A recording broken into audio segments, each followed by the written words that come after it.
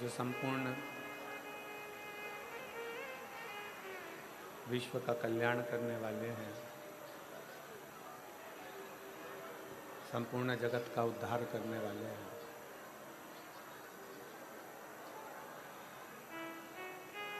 ऐसे भगवान देवाधिदेव महादेव,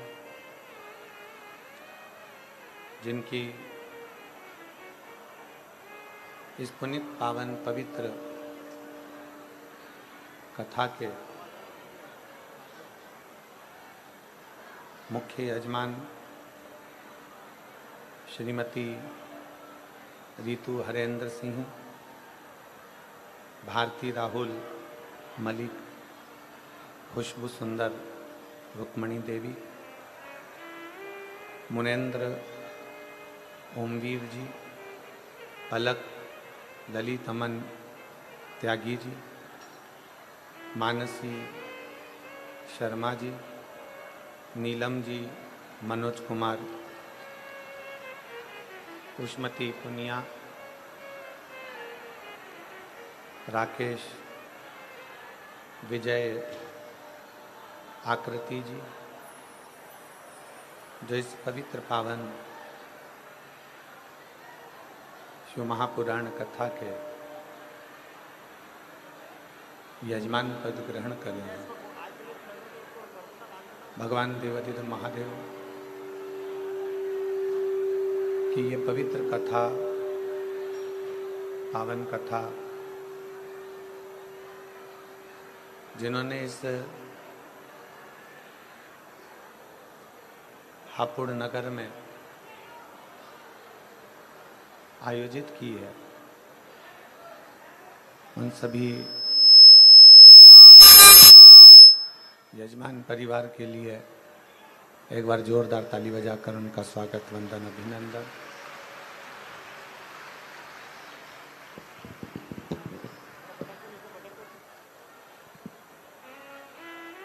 हापुड़ की उत्तर प्रदेश की ये पवित्र धरा, पवित्र पावन भूमि, जहाँ बाबा देवाधिदेव महादेव की कृपा से, करुणा से, उनकी उदारता से ये पवित्र कथा आप और हम हापुड़ की पवित्र भूमि पर श्रवण कर रहे हैं। भगवान देवाधिदेव महादेव, भगवान शिव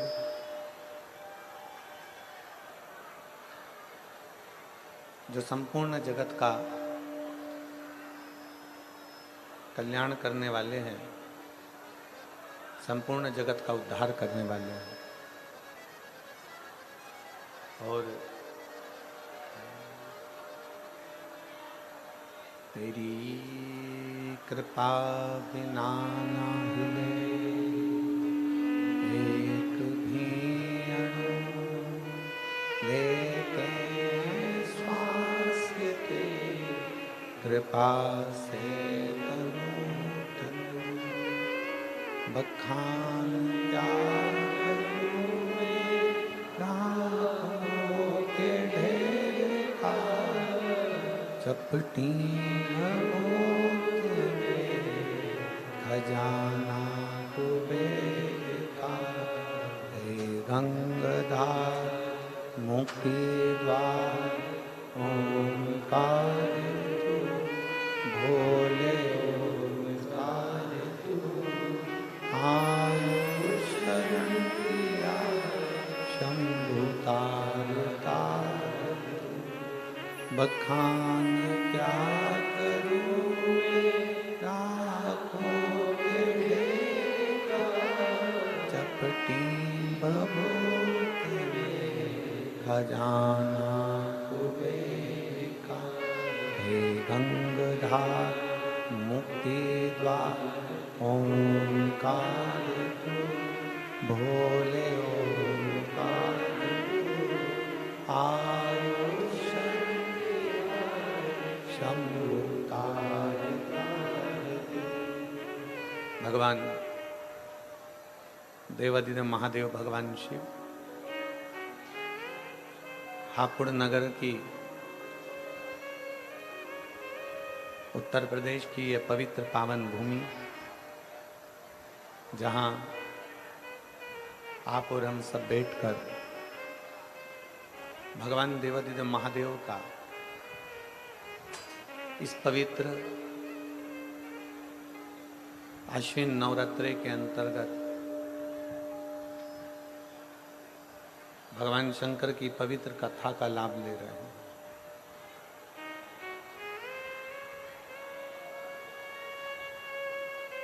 कथा जब आप और हम श्रवण करने के लिए बैठे हैं, भगवान शंकर की अविरल भक्ति को प्राप्त करने के लिए बैठे हैं,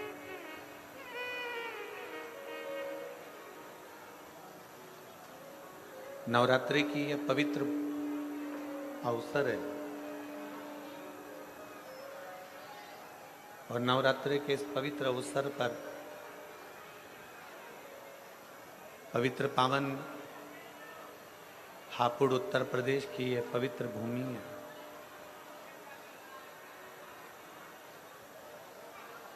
शिव और शक्ति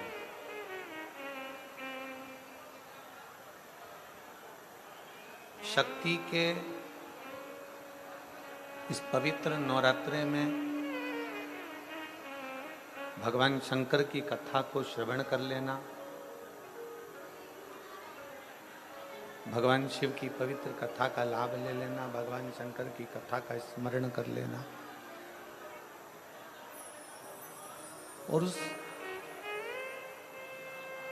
पवित्र कथा को अपने भीतर उतार लेना, उस पवित्र कथा को अपने भीतर संजो लेना।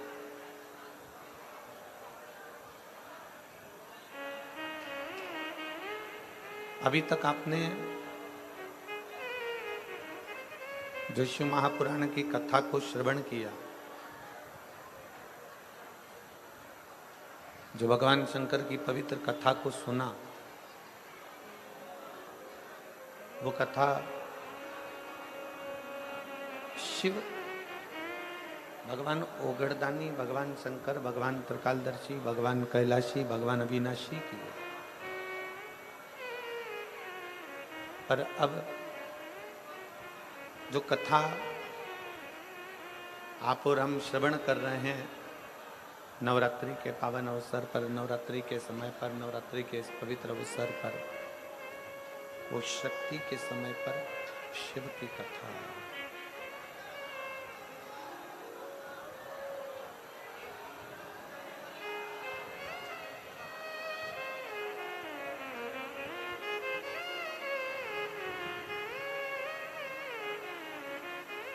शक्ति के समय पर शिव की कथा है। जैसे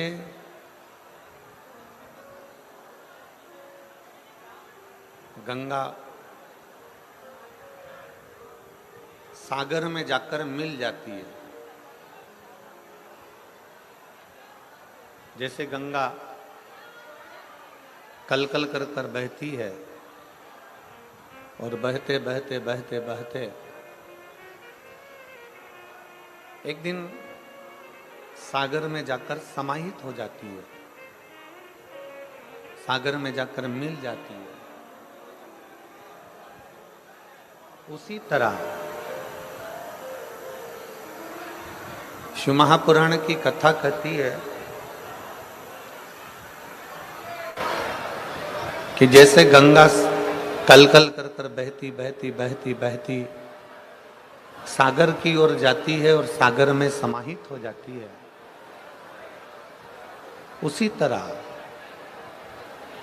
आत्मा भी दिन रात भगवान शिव का भजन करते करते, भगवान शंकर की भक्ति करते करते, भगवान शंकर का स्मरण करते करते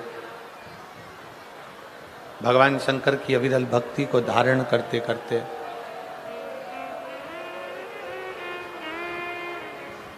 ये आत्मा भी एक दिन परमात्मा में समाहित हो जाती है।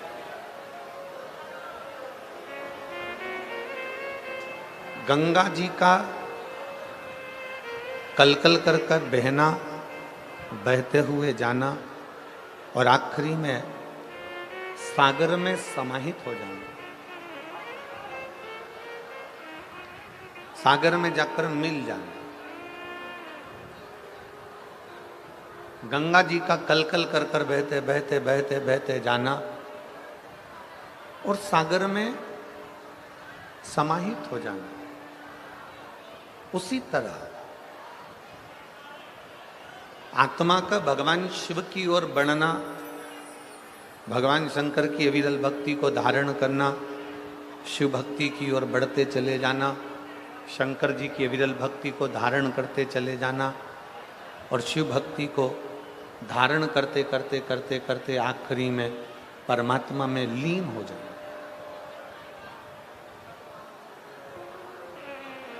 ये दोनों एक बिंदु है।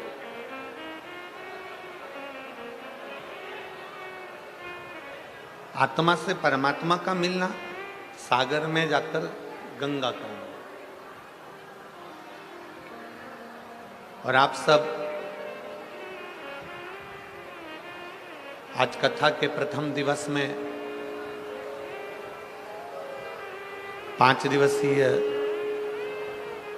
शिव महापुराण की इस पवित्र कथा में आप सब सम्मिलित हुए हैं। जहां जगह मिल जाए वहां बैठकर बाबा से विनती करो, निवेदन करो कि ये पवित्र नवरात्रे में, नवरात्रे के पावन अवसर पर हमारे हापुड़ क्षेत्र में, हमारे उत्तर प्रदेश में ये पवित्र कथा हो रही है। भगवान देवादिदेव महादेव से विनय करो, मां आदिशक्ति से प्रार्थना करो कि हे दुर्गा भवानी, हे मां आदिशक्ति, हे भवानी मां, आपके इस पवित्र नवरात्रे में हम आपकी ये पवित्र शिव महापुराण की कथा को श्रवण कर रहे हैं। ऐसी कृपा करो मां, ऐसी कृपा करो देवादिदेव महादेव कि हम जो कामना लेकर नवरात्रे के ये 5 दिनों में शिव महापुराण की कथा सुन रहे हैं, ऐसी कृपा करना भोले बाबा कि हमारी झोली खुशियों से भर जाए और तेरी कृपा हम पर हो।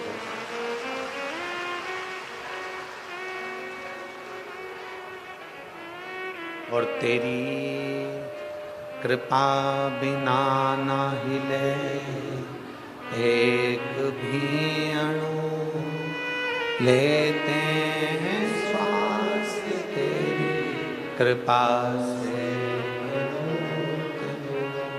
ये उसकी उदारता है, ये उसकी कृपा है, ये उसकी करुणा है, ये उसकी दया है। इन 5 दिनों में नवरात्रि के ये 9 दिन में से अगर 5 दिन आपको और हमको भगवान शंकर की अविरल कथा को श्रवण करने के मिले, 9 दिन में से अगर ये 5 दिन हमें भगवान देवादिदेव महादेव की पवित्र कथा श्रवण करने को मिले हैं, तो बाबा देवादिदेव महादेव को धन्यवाद देना कि हे भोले, हे शंकर, हे त्रिकालदर्शी, हे कैलाशी अविनाशी, ये तेरी कृपा है जो 9 दिन में से कम ये 5 दिन आपने हमको दिए और हमारे उत्तर प्रदेश में ये पवित्र शिव महापुराण की कथा हो। उसको धन्यवाद दो, उसको साधुवाद दो, उससे विनय करो, उससे निवेदन करो कि ये तेरी कृपा से मिले, ये तेरी करुणा से मिले। श्री हनुमान शिव महापुराण की कथा हापुड़ की इस पवित्र धरा पर मिली है।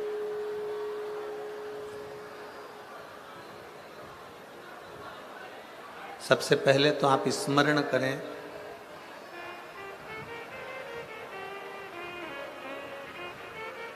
कि भारत की भूमि पर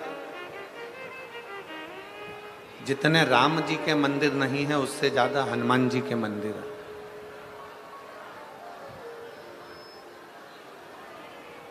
आप छोटे छोटे गलियों में जाएंगे, छोटी छोटी जगहों में जाएंगे, छोटे छोटे खेड़े में जाएंगे, छोटे छोटे गांवों में जाएंगे, छोटे छोटी कॉलोनियों में, सोसाइटियों में, नगर में, मोहल्ले में जाएंगे तो आप पाएंगे कि भले इतने सारे राम जी के मंदिर नहीं होंगे पर प्रत्येक गली में, प्रत्येक क्षेत्र में, प्रत्येक कॉलोनी में, प्रत्येक सोसाइटी में, प्रत्येक क्षेत्र के अंदर आप श्री हनुमान जी महाराज के मंदिर को पाएंगे। श्री हनुमान जी महाराज के मंदिर को प्राप्त करेंगे। कारण केवल उसका एक कारण है, केवल उसका एक कारण, और वो कारण है हनुमान जी महाराज की सेवा। हनुमान जी महाराज ने श्री राम जी की सेवा इतनी करी, हनुमान जी ने राम जी महाराज की सेवा इतनी करी कि भारत की भूमि पर जितने राम के मंदिर नहीं उतने हनुमान के हो गए, क्योंकि भारत की भूमि सेवा की भूमि है।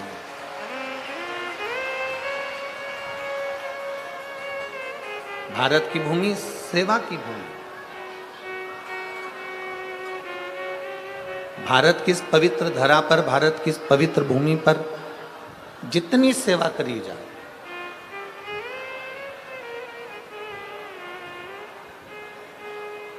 आप जितनी सेवा में तल्लीन रहेंगे, आप जितनी सेवा में प्रबल रहेंगे, संसार में हनुमान जी की तरह आप भी पूछे जाए। संसार में हनुमान जी की तरह आप भी पूजे जाए। बस एक विश्वास, एक भरोसा, एक दृढ़ता आपके भीतर होना चाहिए।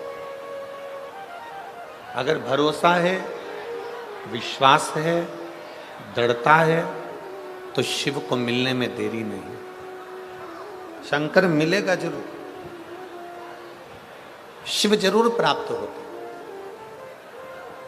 जैसे कथा के प्रथम दिवस में अपन लोग कथा श्रवण करते हैं देवराज नाम के ब्राह्मण की, कि देवराज ब्राह्मण कुल में जन्म लिया था, ब्राह्मण के घर में जन्म लिया था, पर ब्राह्मण कर्म नहीं कर पाया।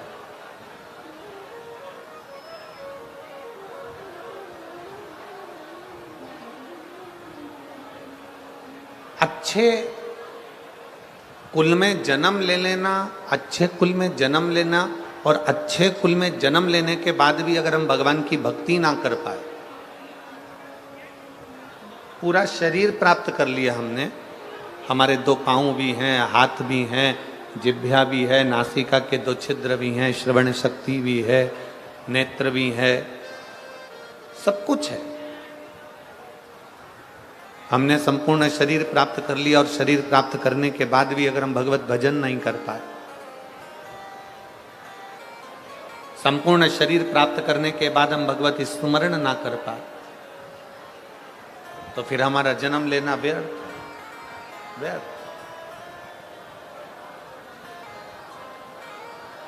अगर इस मानव का शरीर प्राप्त हुआ है, मनुष्य का देह मिला है, मानव का शरीर प्राप्त हुआ है, तो प्रयास करो। बाबा देवादिदेव महादेव ने आपके और हमारे शरीर को देने में कोई कमी नहीं रखी।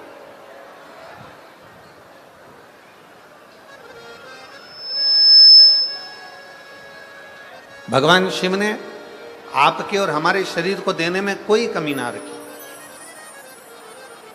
चरण भी दिए, हाथ भी दिए, नेत्र भी दिए, जिह्वा भी दी, श्रवण शक्ति भी दी, सब कुछ मेरे बाबा ने दिया, सब कुछ।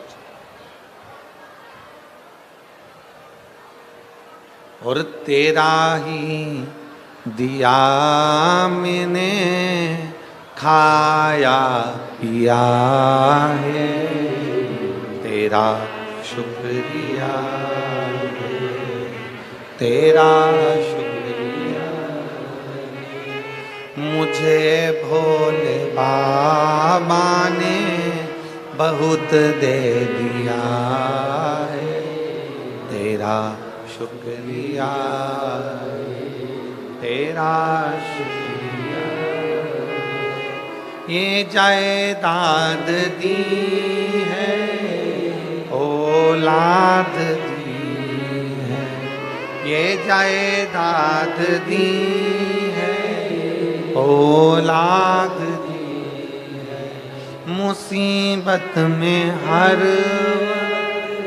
इमदाद दी है, मुसीबत में हर इमदाद दी है, तेरा ही दिया मैंने, खाया पिया है, तेरा शुक्रिया है, तेरा शुक्रिया।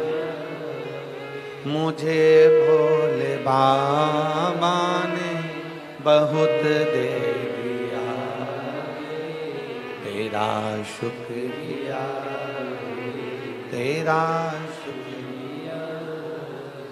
ये शिव की कृपा से, भगवान शंकर की करुणा से, उनकी उदारता से जो मानव का शरीर मिला, उनकी उदारता से ये शरीर हमें प्राप्त हुआ, उनकी उदारता से ये पूरा इंद्रियां, संपूर्ण शरीर हमें प्राप्त हुआ है। अब ये हमारे ऊपर निर्भर करता है कि हम भगवान का कैसे भजन करें, ये हमारे ऊपर निर्भर करता है कि हम शिव की भक्ति कैसे करें, ये हमारे ऊपर निर्भर करता है कि हम भगवान का स्मरण कैसे करें।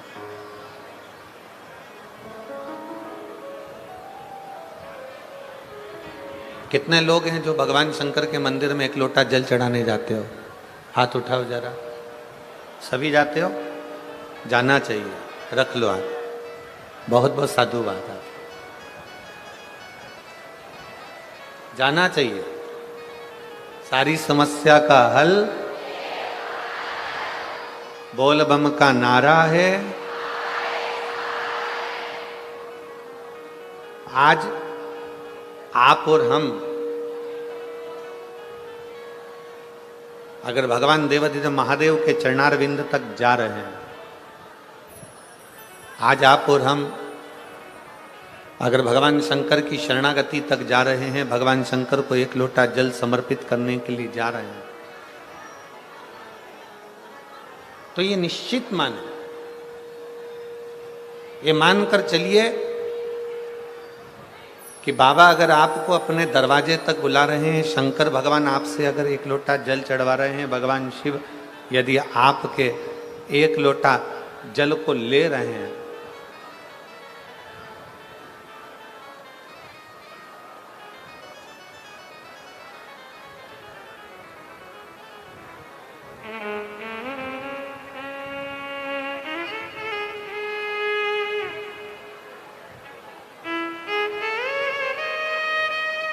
अगर हम भगवान शिव के चौखट तक जा रहे हैं, तो शिव हमें अवश्य प्राप्त होते हैं। हमारे बीच में ज्ञान पीठाधीश्वर स्वामी सर्वेश्वरानंद सरस्वती जी महाराज, श्री कृष्ण आश्रम ब्रजधार से स्वामी श्री यशवर्धन आचार्य जी महाराज, श्री बालाजी धाम अछेजा हापुड़ से पधारे हैं। एक बार उनके लिए जोरदार ताली बजाकर स्वागत, वंदन, अभिनंदन।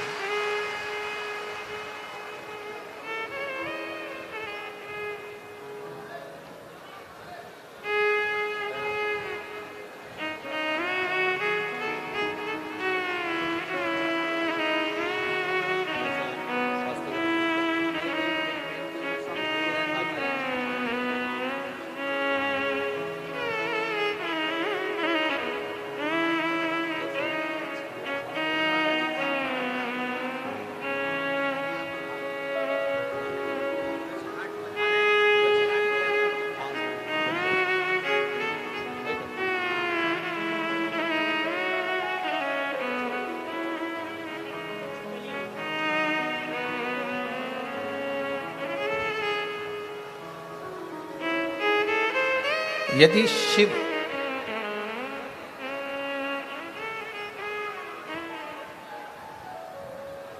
शंकर करते क्या?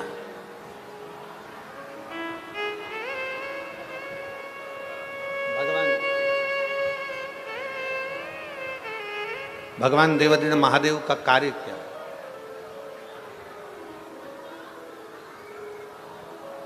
राम जी का कार्य क्या है? भगवान कृष्ण का कार्य क्या है? भगवान शिव का कार्य क्या है? शिव महापुराण की कथा कहती है मेरे राम जी का कार्य है जो राम नाम जपता रहे, राम राम का स्मरण करता रहे, उसको शिव तक पहुंचाना।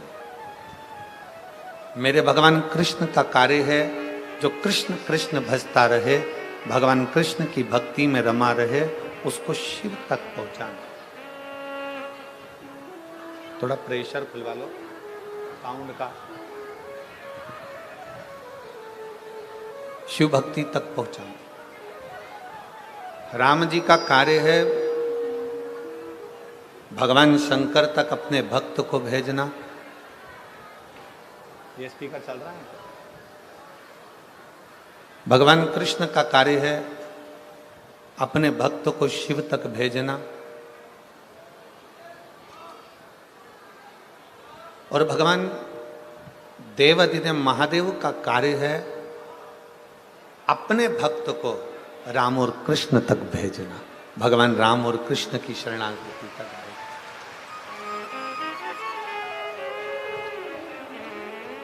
एक कथा बड़ी सुंदर आती है शिव महापुराण में।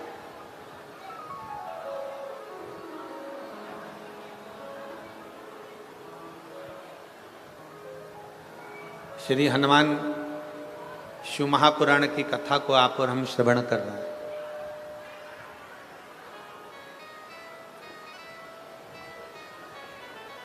एक बार श्री देवऋषि नारद भ्रमण करते करते, देवऋषि नारद भ्रमण करते करते करते करते पांडवों के पास पहुंच गए, पांडवों के करीब में गए।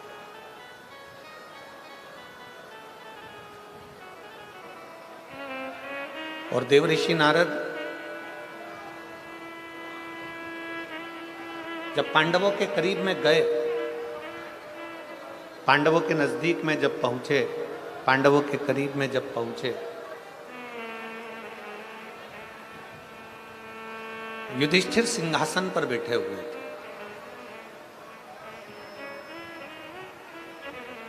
जैसे ही युधिष्ठिर ने देवऋषि नारद जी को देखा, जैसे युधिष्ठिर ने देवऋषि नारद को देखा, युधिष्ठिर अपने सिंहासन से खड़े हुए।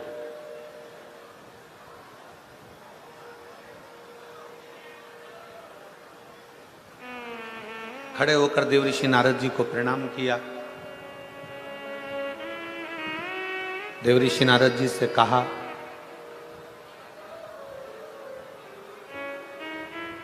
कि आपका आगमन कैसे हुआ? आप किस लिए आए? आपके आने का कारण क्या?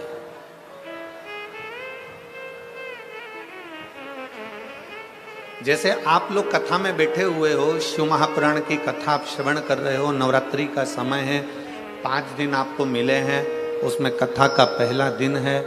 आपसे अगर आप यहाँ बैठे हो और कोई आपसे पूछे कि आपका क्यों आना हुआ, किस लिए आया, कैसे आगमन हुआ, कैसे आना हुआ, क्यों आए,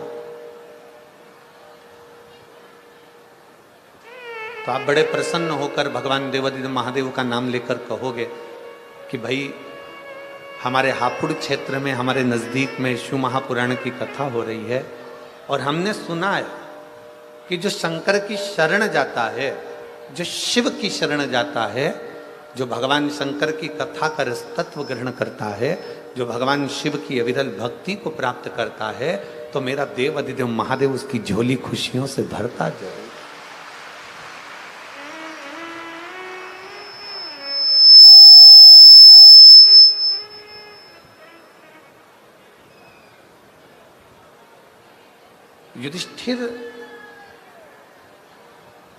युधिष्ठिर ने देवऋषि नारद से पूछा कि आपका आगमन क्यों हुआ है, क्यों आए हो, किस लिए आए हो, कैसे आना हुआ, क्या कारण है तुम्हारे आने का, कोई कारण है,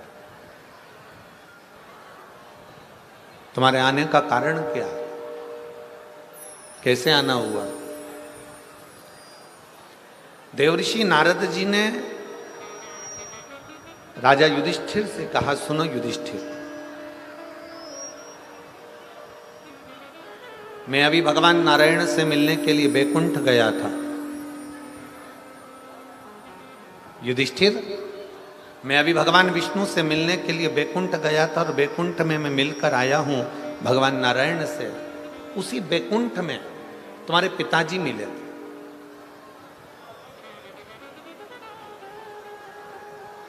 उसी बैकुंठ में तुम्हारे पिताजी का मिलना हुआ। और युधिष्ठिर, तुम्हारे पिताजी से जब मिलना हुआ तो तुम्हारे पिताजी से जब बात मैंने करी तो आपके पिता बड़े दुखी थे।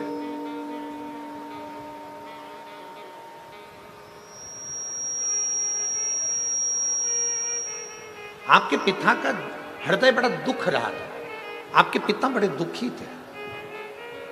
बड़े सावधानी से कथा सुनना। जितने भी शिव भक्त यहां बैठे हुए हैं, भगवान शंकर की कथा सुन रहे हो, बहुत सावधानी से सुनो। आसपास वाले कितना भी बोलते रहें, कोई कुछ कहता रहे, अपनी शांति से 5 दिन मिले हैं।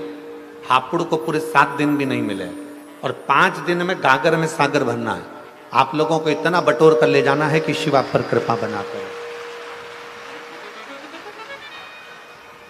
बहुत सावधानी से कथा सुनो। देवऋषि नारद ने कहा, हस्तिनापुर नरेश, युधिष्ठिर, आपके पिताजी बड़े दुखी हैं। आपके पिता को सुख नहीं है, बड़े दुखी हैं, बड़ा कष्ट है, बड़ा कष्ट।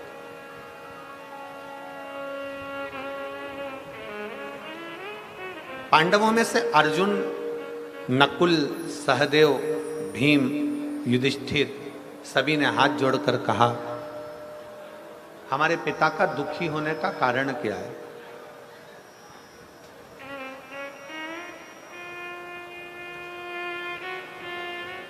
हमारे पिता का दुखी होने का कारण क्या है? क्यों दुखी है? किस लिए दुखी है? इनके दुखी होने का कारण क्या है? कहा, हमने आपके पिता युधिष्ठिर, आपके पिताजी से पूछा कि आपके दुख होने का कारण क्या है, क्यों दुखी है, किस लिए दुखी है, आपके दुखी होने का कारण क्या है? तो आपके पिताजी ने कहा कि मेरा दुखी होने का केवल एक कारण है कि जब मेरे प्राण थे, मैं पृथ्वी पर जब जीवित था, जब मेरा मनुष्य का देह था, जब मैं मृत्यु लोक में रह रहा था, जब मैं मानव की देह में रह रहा था, तब मैंने एक संकल्प लिया था कि मैं पृथ्वी पर राजसु यज्ञ करूंगा।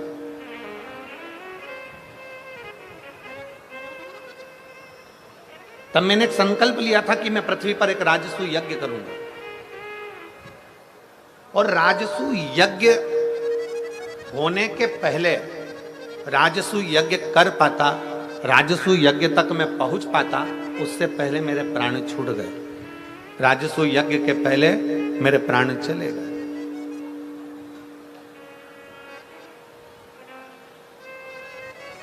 राजसु यज्ञ के पहले मेरे प्राण चले गए, मेरे प्राण समाप्त हो गए।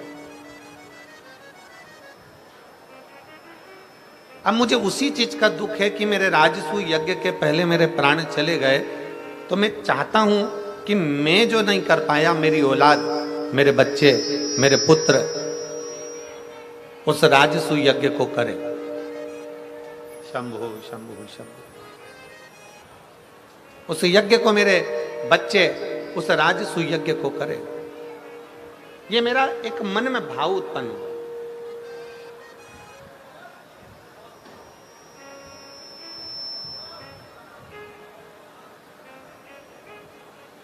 अब देखिए जरा, पांडवों के पिता बैकुंठ में बैठकर अपने हृदय से दुखी हैं कि जो मैं जीवित रहकर नहीं कर पाया, मेरे बेटे वो राजसूय यज्ञ मेरे मरने के बाद कम से कम करें तो।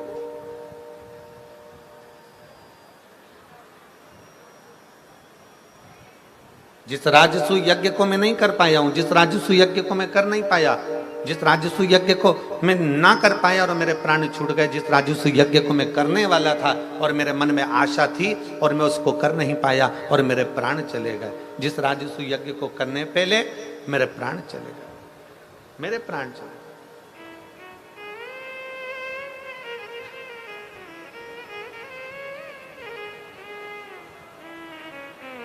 अब वो मेरे पुत्र करे, अब वो मेरे बेटे करे, अब वो मेरी संतान करे, मेरे बेटे करे। आपसे भी निवेदन है, पृथ्वी पर मृत्युलोक में संसार सागर में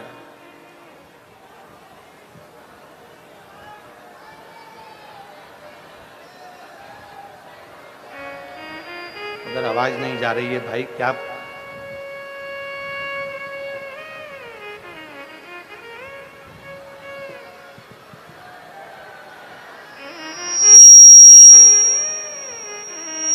राजसूय यज्ञ अब मेरे पुत्र करें, मेरे संतान करें, मेरे बेटे करें। शंभु शंभु शंभु। श्रीमन नारायण श्रीमन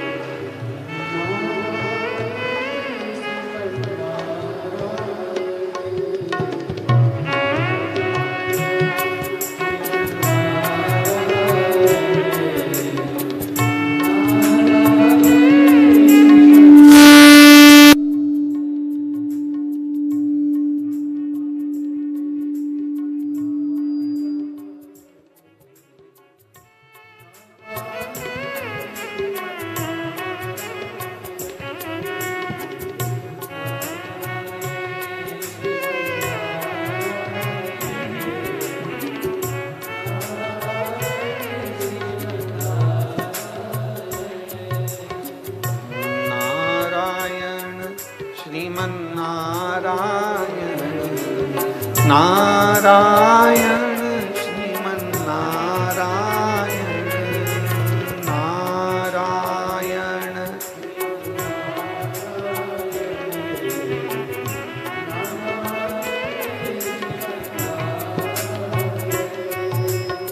नारायण श्रीमन नारायण नारायण श्रीमन नारायण नारायण श्रीमन नारायण नारायण श्रीमन नारायण नारायण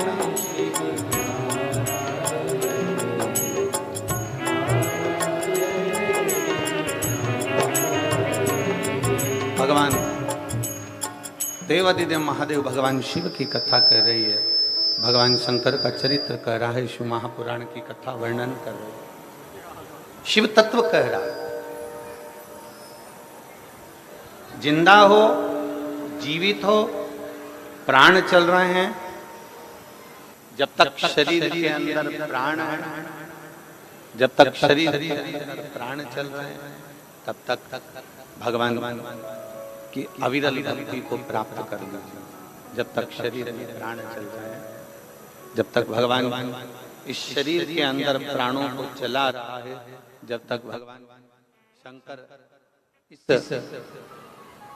शरीर में प्राणों को दे रखा है, तब तक भगवान की अविरल भक्ति को प्राप्त कर। जब तक शरीर चले तब तक भगवान शिव की भक्ति करो। जब तक शरीर चले तब तक भगवान शंकर की अविरल भक्ति को प्राप्त।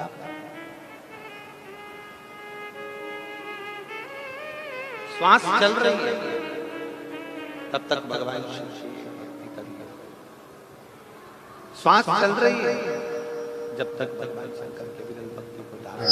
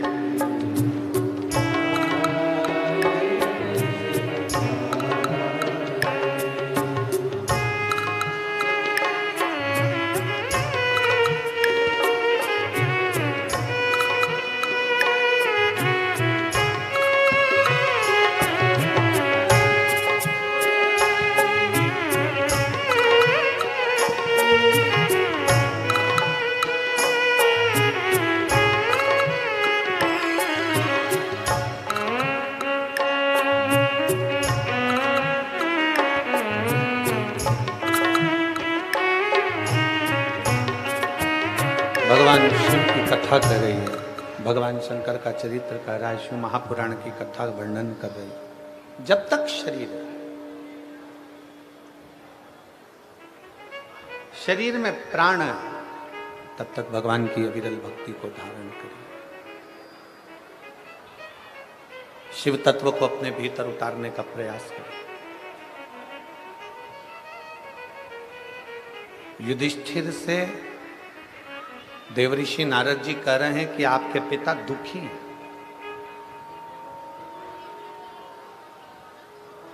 युधिष्ठिर से देवऋषि नारद कह रहे हैं कि आपके पिताजी को वैकुंठ में भी सुख का अनुभव नहीं है। क्यों? क्योंकि उसका एक कारण है कि उन्होंने संकल्प लिया था कि राजसू यज्ञ करूंगा और राजसू यज्ञ करने से पहले ही उनके प्राण चले।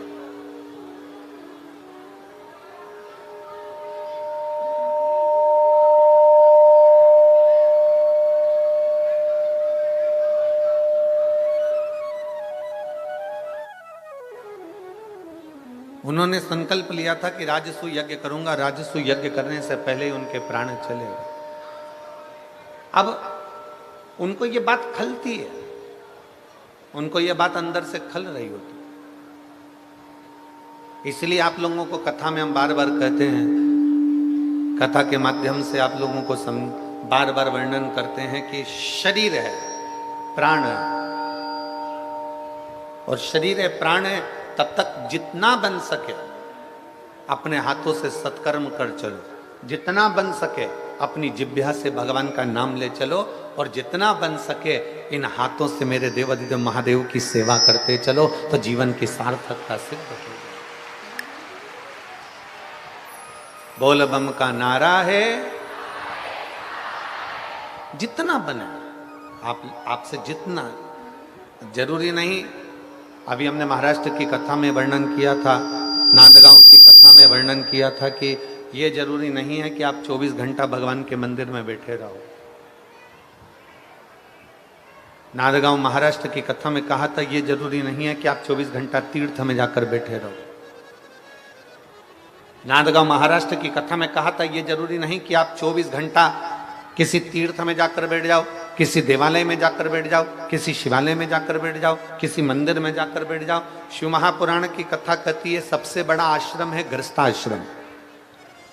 संत 1000 माला जपेगा उसको जो पुण्य मिलेगा, घर में रहने वाला व्यक्ति एक बार मुख से राम और कृष्ण कह लेगा, उतना पुण्य उसको एक बार में मिल जाए।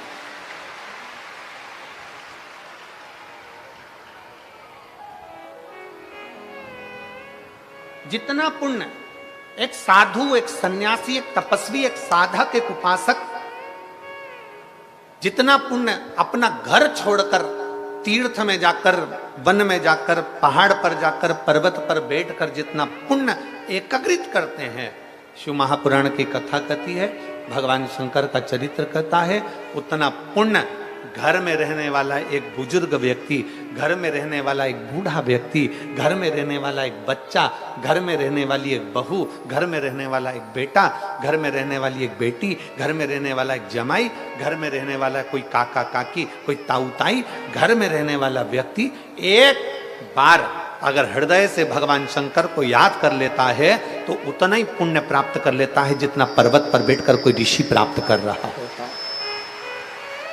कोई ऋषि उस फल को एक क्षण में प्राप्त कर ले, एक क्षण।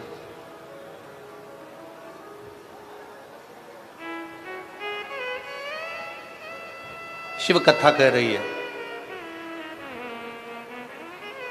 राजा युधिष्ठिर से कहा, तुम्हारे पिता ऊपर दुखी हैं, बैकुंठ में दुखी हैं। तुम्हारे पिता से मैं मिलकर आया हूं, उनके आंखों में जल था, दुखी हैं।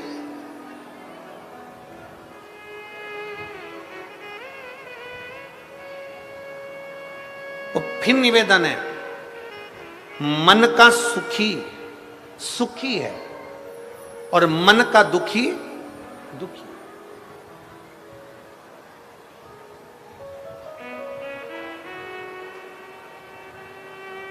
एक पति ने पत्नी को नोएडा घुमाने के लिए लेकर गया, पति पत्नी को।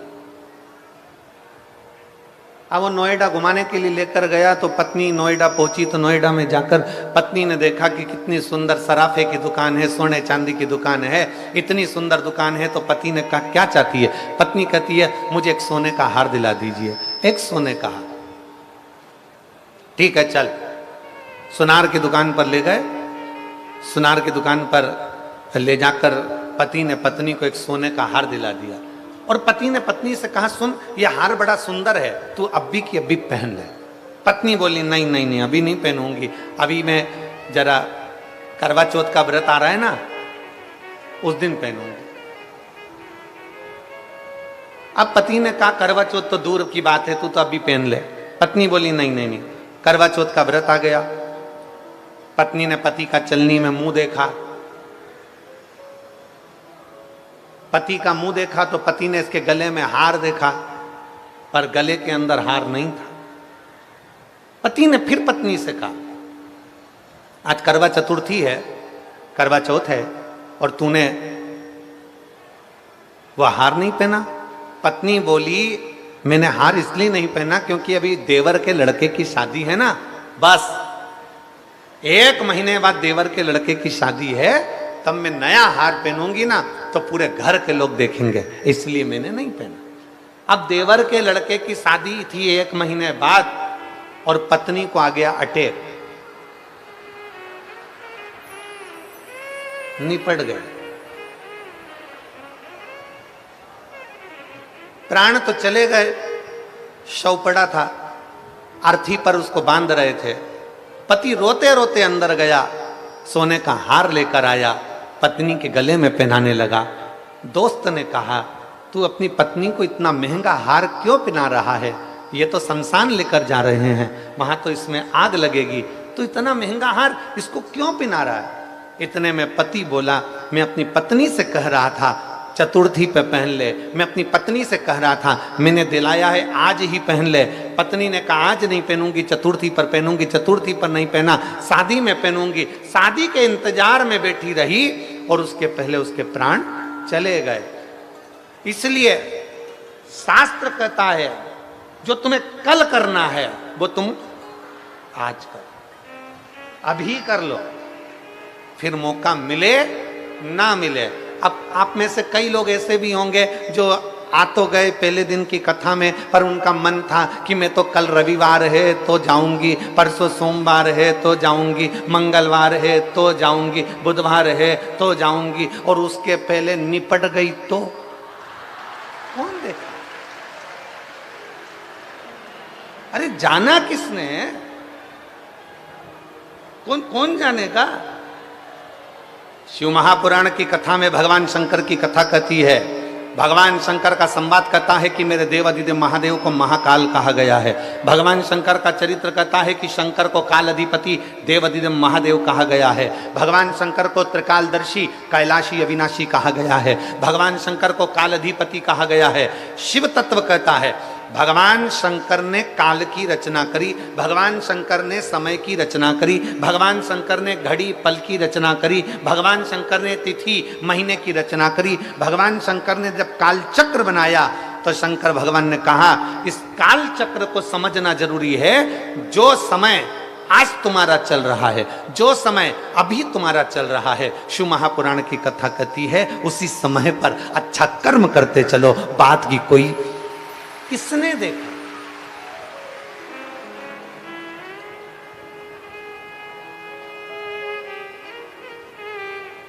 आपके इधर का ही वो भजन है, यहीं हापुड़ के आसपास का वो भजन है, भजन करो भरी जवानी में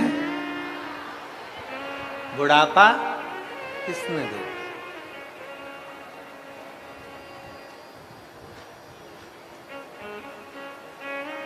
अभी हमने महाराष्ट्र की कथा में कहा था, हंस लो खिलखिलाकर, हंस लो खिलखिलाकर, नहीं तो दांत निकलेंगे हिल हिलाकर। ये सब निकल जाएंगे। अभी तो मौका है, अभी कुछ घटा बटा नहीं है। शरीर चले, हाथ पैर चले, तब तक मेरे शंकर के मंदिर जाते रहो। शरीर चले, हाथ पैर चले, तब तक तीर्थ जाते रहो। शरीर चले, हाथ पैर चले, तब तक शंकर की कथा में जाते रहो। शरीर चले, हाथ पैर चले, तब तक शिवालय में जाकर एक लोटा जल चढ़ाते रहो। जिस दिन शरीर नहीं चलेगा उस दिन मेरा शंकर तुम्हारे दरवाजे पर गंगा का जल लेकर खड़ा मिलेगा। जिस दिन शरीर नहीं चलेगा उस दिन मेरा देवाधिदेव महादेव, मेरा शंकर, मेरा त्रिकालदर्शी, मेरा कैलाशी अविनाशी, मेरा शिव आपके दरवाजे पर मिलेगा। शरीर चले तब तक जाओ। पहले हमने कथा में कहा शरीर चले तब तक तीर्थ करो, कथा सुनो। जब तक तुम्हारा शरीर चले तीर्थ करो, कथा सुनो, मंदिर जाओ। और जब तक तुम्हारे घर में चले तब तक सारा दान पुण्य करो। जो करना है तुम्हारी मर्जी, क्योंकि अभी तुम्हारा चल रहा। जिस दिन बहू बेटे की चलना चालू हो जाएगी उस दिन कथा में किसी को एक पानी का पाउच भी नहीं पिला पाओगे। इसलिए घर के लोग कहेंगे मम्मी इतना सारा पानी कौन लेकर जाएगा, सिर पे पानी की बोतल कौन उठा कर ले जाएगा। अरे बेटा कथा चल रही है, हमने सुना है कथा में अगर किसी को एक जरा सा पानी भी पिलाया जाए तो उसका पुण्य है। बेटा ये कथा में पानी की बोतल ले चल, मैं नहीं लेकर जाता, इतना वजन कौन लेकर जाएगा। आधा किलोमीटर दूर पार्किंग है, वहां से पानी की बोतल लेकर जाऊं, सिर पे तोप कर लेकर जाऊं, कोई लेकर नहीं जाएगा। इसलिए शिव महापुराण की कथा कहती है मेरी जीजियों और मेरे जीजाओं, मेरी बेटियों, मेरे बेटाओं, मेरी माताओं, मेरी बहन, मेरी बेटियों, आपसे निवेदन है शरीर चल रहा है तो बन सके जितना इस 5 दिन की शिव पुराण में उतना पुण्य बटोरते चलना, भगवान का भजन बटोरते चलना। फिर मिले ना मिले, फिर प्राप्त हो ना हो, किसने देखा, किसने जाना।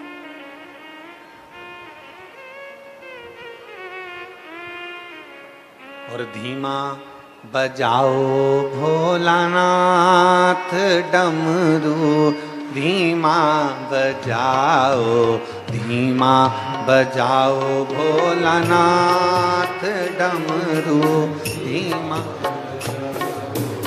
धीमा बजाओ भोलानाथ डमरू, धीमा बजाओ, धीमा बजाओ।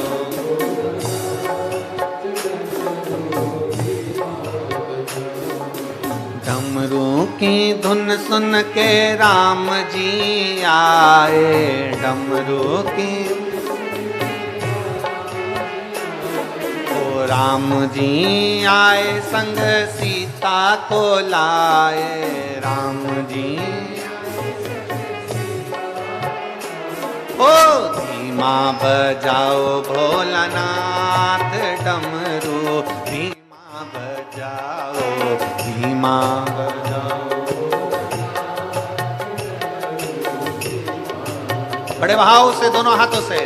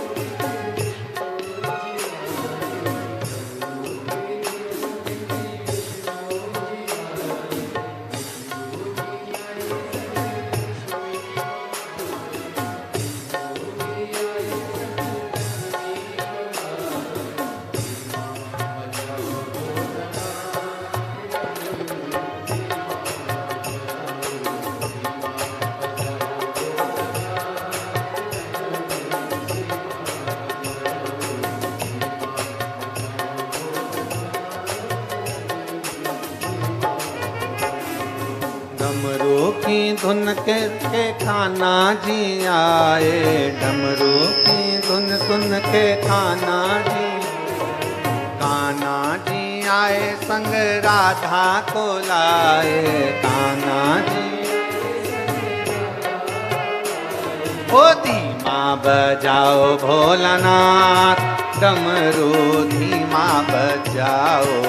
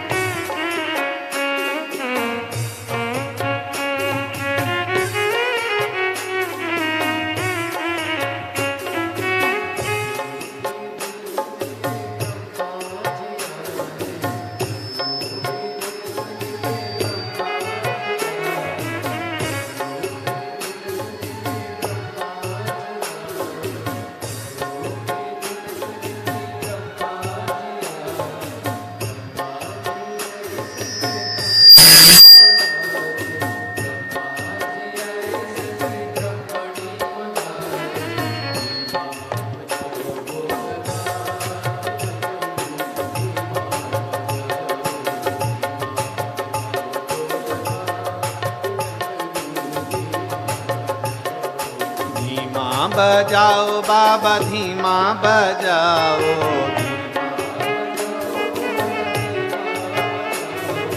धीमा बजाओ बाबा धीमा बजाओ, धीमा अरे धीमा बजाओ भोलानाथ डमरू धीमा बजाओ, धीमा बजाओ भोलानाथ, ओ धीमा बजाओ भोलानाथ डमरू धीमा बजाओ, धीमा बजाओ। हार हार अपने स्थान पर बैठकर भगवान शिव जी से इस पवित्र नवरात्रि के अवसर पर बाबा देवाधिदेव महादेव से अपने मन की बात बड़े भाव के साथ, बड़ी दूर दूर से आप लोग आए हैं, बाबा से प्रार्थना करो जिससे बाबा आपके मन के मनोरथ पूर्ण करे। जहाँ जगह मिले वहाँ बैठो और भगवान शिव जी से अपने मन की बात बड़े भाव के साथ करें। साथ में बोलेंगे, आपकी आवाज़ हम तक पहुँचे, इस व्यासपीठ तक पहुँचे और आपकी और हमारी आवाज़ बाबा देवाधिदेव महादेव तक पहुँचे। जहाँ जगह मिले वहाँ बैठकर भगवान शिव से अपने मन की बात बड़े भाव के साथ करें।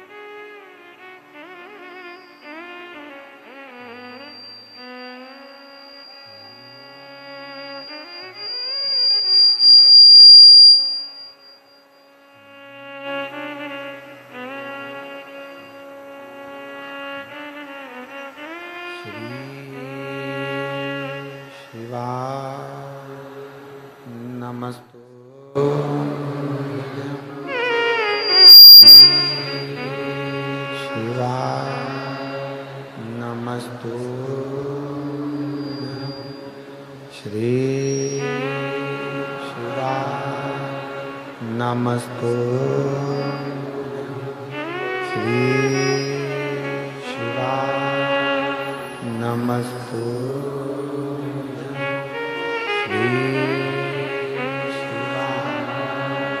नमस्तु भोला सब दुख काटो ओ भोला सब दुख काटो शिव शंकर जपूं तेरी माला भोले बाबा जपूं तेरी माला भोला सब दुख काटो ओ भोला सब दुख काटो वेश है मंगल वेश है मंगल का शमशान वासी शमशान वासी ओ भोला सब दुख काटो ओ भोला सब दुख काटो।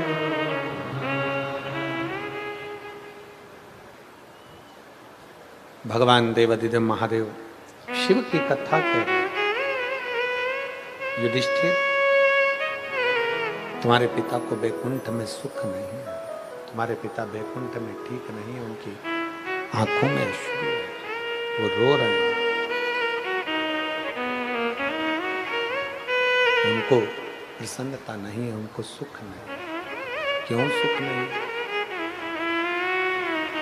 युधिष्ठिर ने पूछा ऐसा क्या हुआ? कहा,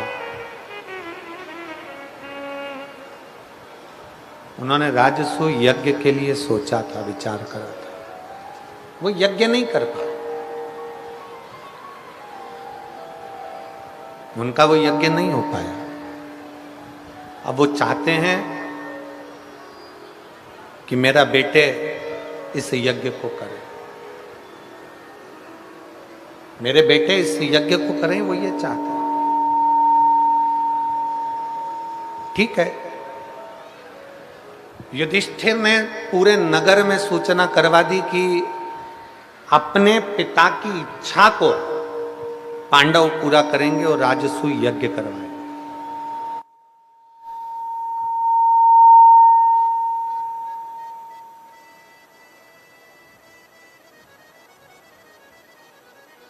राजसूय यज्ञ करवाएंगे पांडव। तैयारी चालू करी जाए, पूरे हस्तिनापुर में यज्ञ की तैयारी प्रारंभ हो गई। पूरे हस्तिनापुर। शिव महापुराण की कथा कहती है यज्ञ की तो तैयारी हो गई, पर यज्ञ कराएगा कौन? राजसू। शिव महापुराण की कथा कहती है दक्ष प्रजापति का यज्ञ इसलिए खंडित हुआ था क्योंकि उसमें शंकर नहीं पहुंचे थे। शिव नहीं पहुंचे थे, इसलिए वो यज्ञ खंडित हो गया।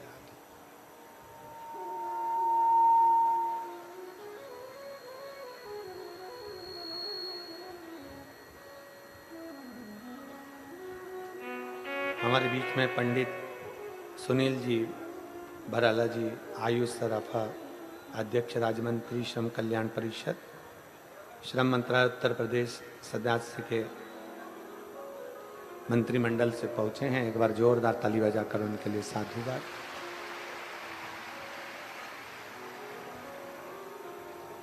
शिव पुराण कह रही है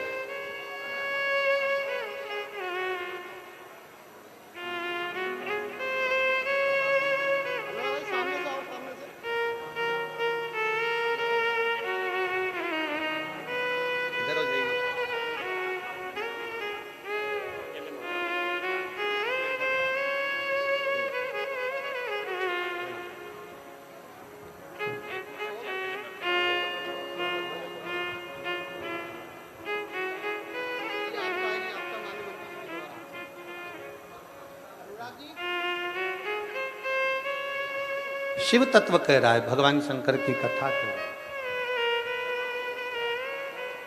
शिव महापुराण की कथा वर्णन कर रहा है।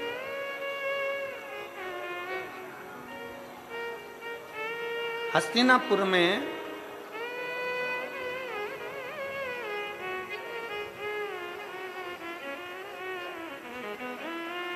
हस्तिनापुर के अंतर्गत यज्ञ की तैयारी हुई।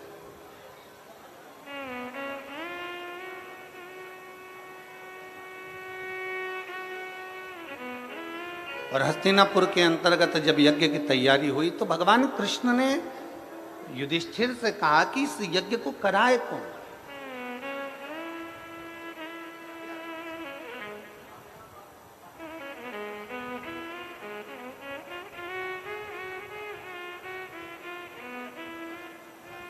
इस यज्ञ को कौन कराएगा? दक्ष प्रजापति के यज्ञ में शिव नहीं पहुंचे तो दक्ष प्रजापति का शिव यज्ञ, दक्ष प्रजापति का यज्ञ खंडित हो गया, पूर्ण खंडित। शिव महापुराण की कथा कहती है आप अगर शंकर के मंदिर में एक लोटा जल चढ़ाने नहीं जा रहे हैं तो शिव महापुराण की कथा कहती है कि आपके घर के सामने से अगर कोई मंदिर एक लोटा जल चढ़ाने जा रहा है या जल चढ़ाकर आ रहा है, उसके मात्र मुख का भी दर्शन हो जाता है तो अश्वमेध यज्ञ और राजसूय यज्ञ का फल प्राप्त हो जाता है।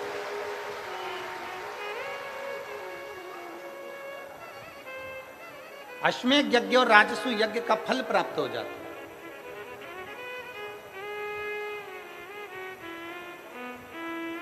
अब जरा विचार करिए, भगवान कृष्ण पूछ रहे हैं इस यज्ञ को पूर्ण कौन कराएगा? बिना शंकर का अगर कोई भक्त नहीं मिला, शिव का कोई भक्त, कोई ऋषिवर, कोई गुरुवर, शिव भक्त मिल जाए तो वो यज्ञ पूर्ण कराए। इस यज्ञ को पूर्ण कोई शंकर का भक्त ही करा सकता। शिव भक्त। एक पत्र है, देखिए।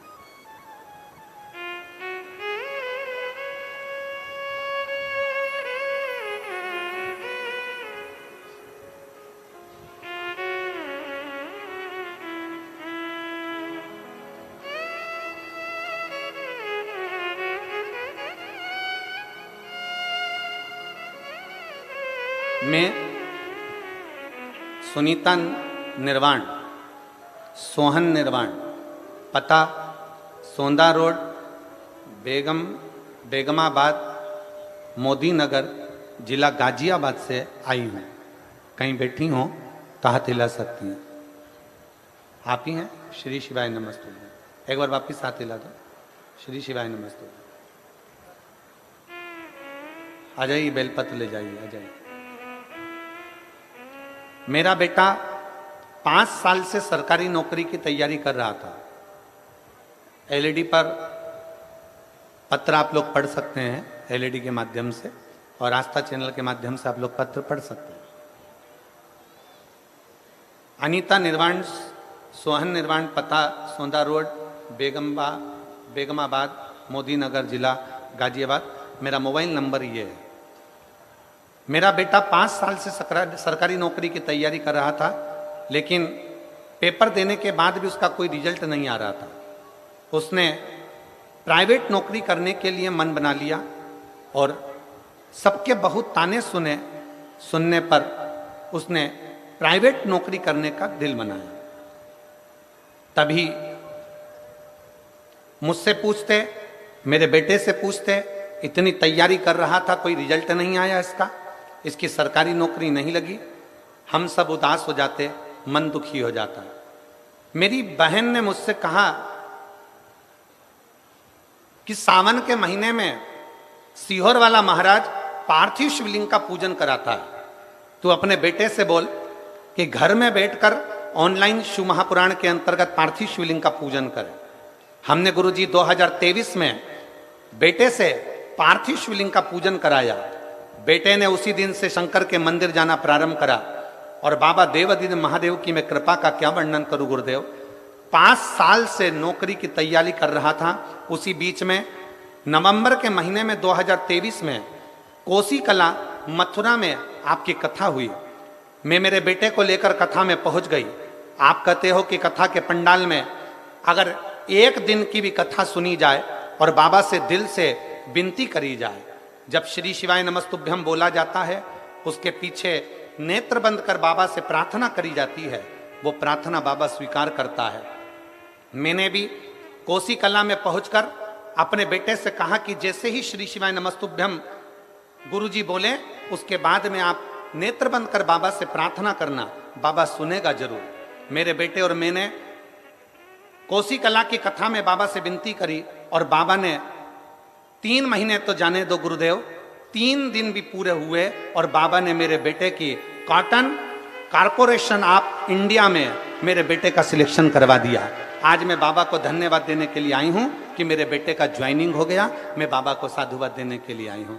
ये शिव तत्व। एक पत्र और है।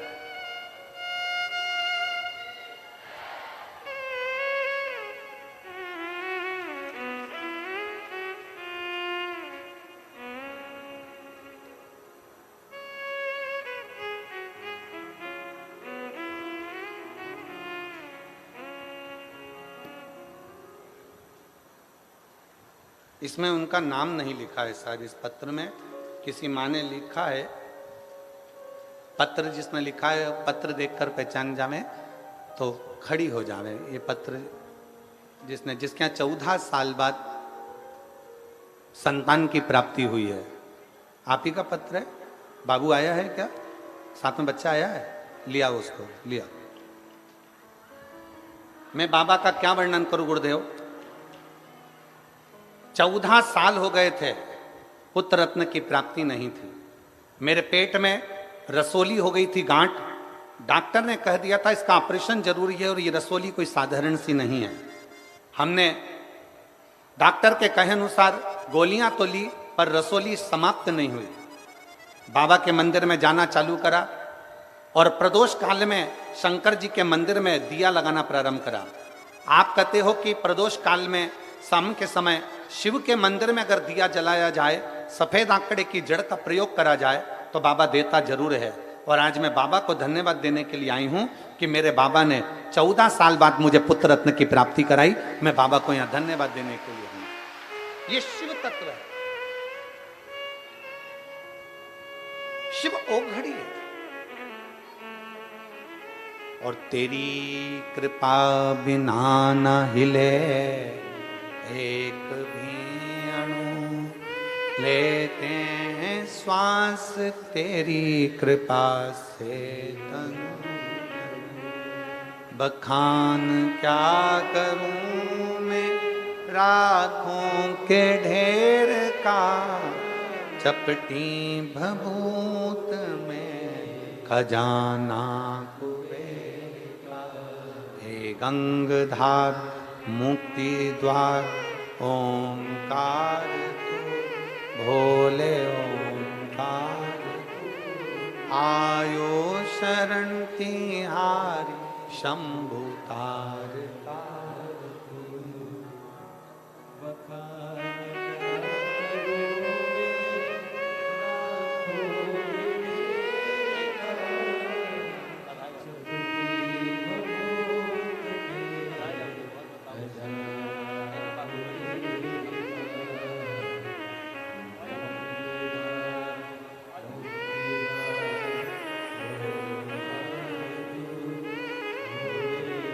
शिव तत्व की प्राप्ति, एक विश्वास। भगवान कृष्ण ने कह दिया कि इस यज्ञ को, राजसु यज्ञ जो तुम कर रहे हो, उसको पूरा कौन कराए, पूर्ण कौन कराए?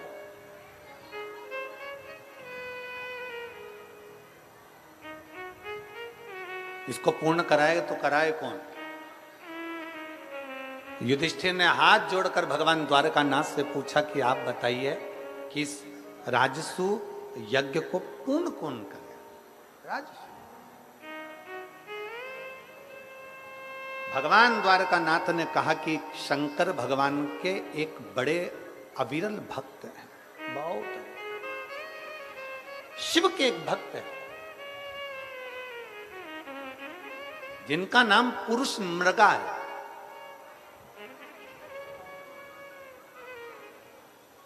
जिनका नाम पुरुष मृगा।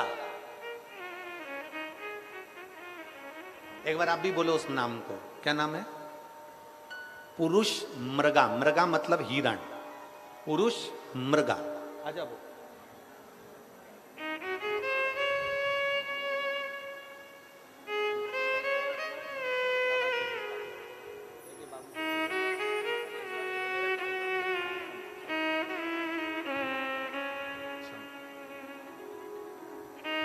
उसका नाम पुरुष मृगा, पुरुष मृगा।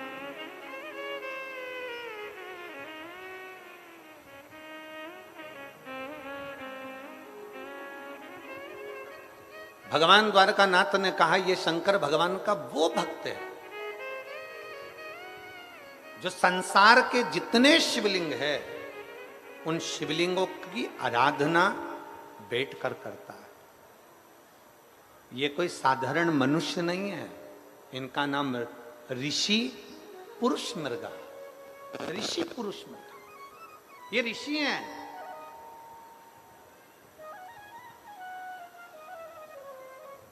और निवेदन करूंगा इस पवित्र धरा पर, हापुड़ की इस पवित्र भूमि से, इस पावन प्रांगण से, नवरात्रि के इस पवित्र अवसर पर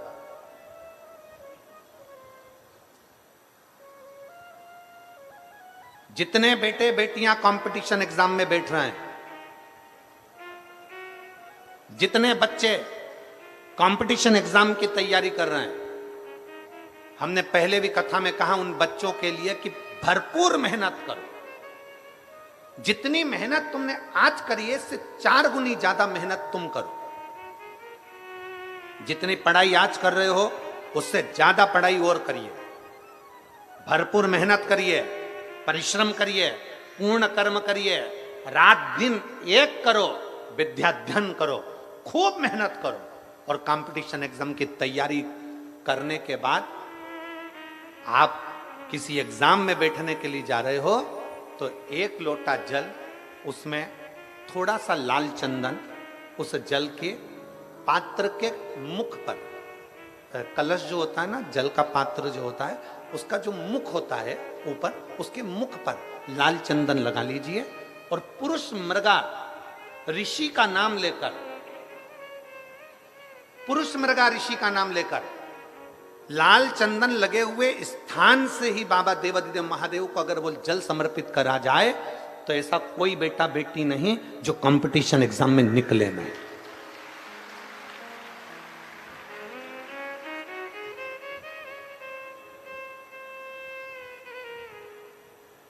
महाभारत की कथा कहती है, शिव महापुराण की कथा कहती है, भगवान द्वारकानाथ ने युधिष्ठिर से कह दिया कि इस राजसु यज्ञ को करने के लिए ऋषि पुरुष मृगा का होना जरूरी है। तो कहिए ऋषि पुरुष मृगा मिलेंगे कहां?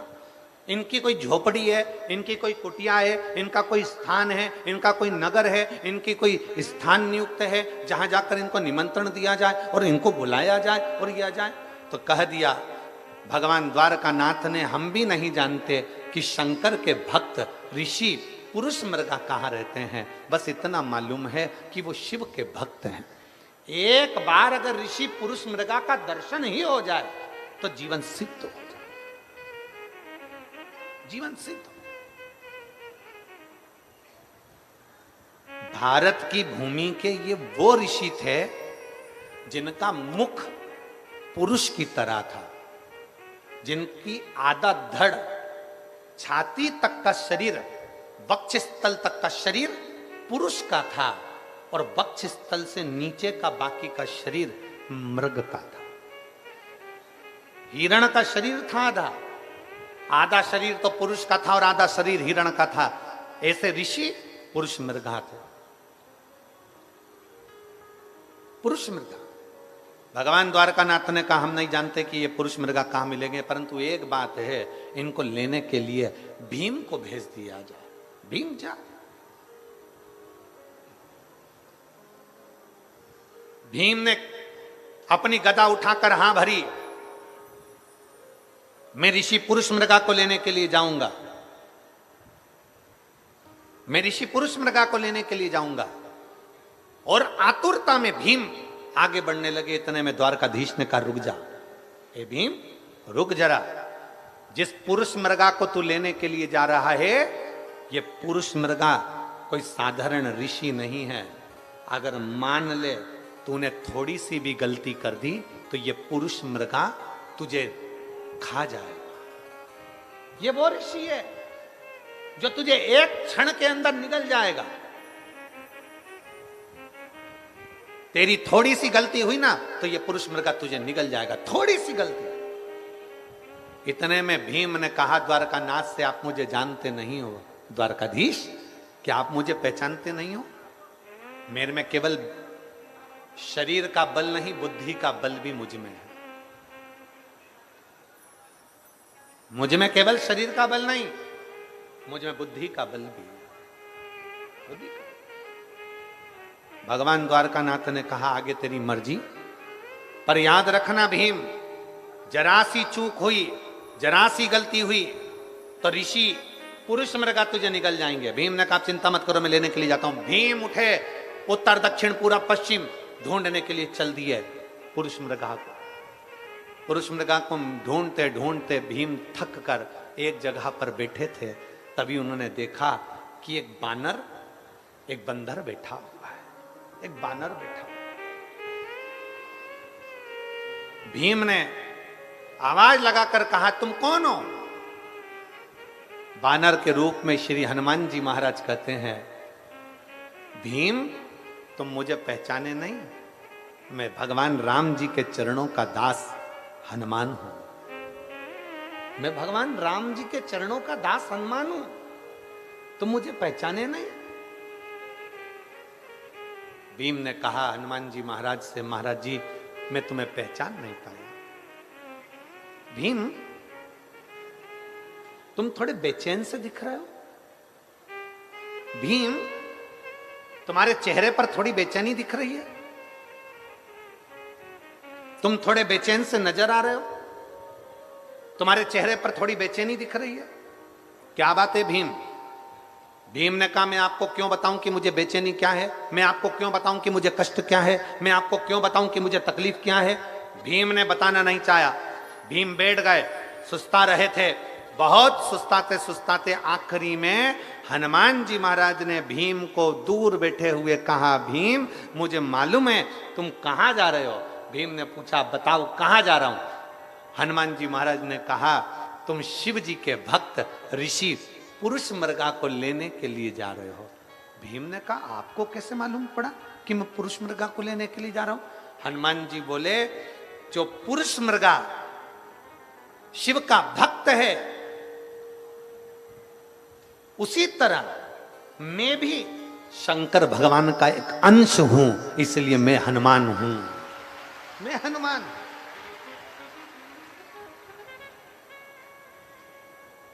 मैं शिव जी का एक अंश हूं, इसलिए मैं हनुमान हूं। भीम ने हाथ जोड़कर कहा, आप जानते हो मैं क्यों जा रहा हूं? मैं सब जानता हूं, मैं सब जानता हूं। क्यों जा रहे हो, किस लिए जा रहे हो? तब भीम ने कहा कि तो ये बताओ कि ऋषि पुरुष मृगा कहां मिलेंगे। भगवान श्री हनुमान जी महाराज ने कहा, तुम ढूंढते रहो, ढूंढते रहो, एक न एक दिन तुम्हें पुरुष मृगा मिल जरूर जाएंगे। पर एक बात सुन ले भीम, तुझे पुरुष मृगा मिल जाएंगे ना, तो वो तुझ में आपस में बात कर कर जब तूने ले जाना चाहेगा, तो कोई ना कोई शर्त ऋषि पुरुष मृगा तेरे सामने रख देंगे। जब वो शर्त रखेंगे ना भीम, तब सुन, तुझे मेरी याद आएगी। इसलिए मैं तुझे आज अपने शरीर के 3 रोम, 3 बाल शरीर के तोड़ कर दे रहा हूं। हनुमान जी महाराज बोले, मैं अपने शरीर के 3 बाल तुझे दे रहा हूं, इन 3 बालों को, 3 रोमों को तू अपने पास रखना। इतने में भीम ने कहा, मैं तुम्हारे 3 बाल क्यों लेकर जाऊं, तुम्हारे शरीर के 3 रोम क्यों लेकर जाऊं, इन केश को क्यों लेकर जाऊं।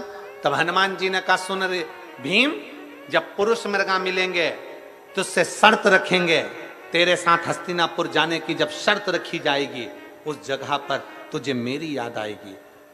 ऋषि पुरुष मृगा जब तुझसे शर्त रखेंगे, ऋषि पुरुष मृगा को रोकने के लिए मेरे शरीर का 1 बाल जब तू जमीन पर पटकेगा, उससे 1000 शिवलिंग उत्पन्न हो जाएंगे। दूसरा रोम पटकेगा, उससे 1,00,000 शिवलिंग उत्पन्न हो जाएंगे। तीसरा रोम जब तू पटकेगा, उससे 1 करोड़ शिवलिंग उत्पन्न हो जाएंगे। मेरे हनुमान जी महाराज ने कहा, भीम जब तू पुरुष मृगा से संकल्प लेगा, कुछ शर्त रखेगा, मेरे शरीर के ये शिवलिंग प्रकट करेंगे। और सुन भीम, पुरुष मृगा की एक आदत है, जितने शंकर के शिवलिंग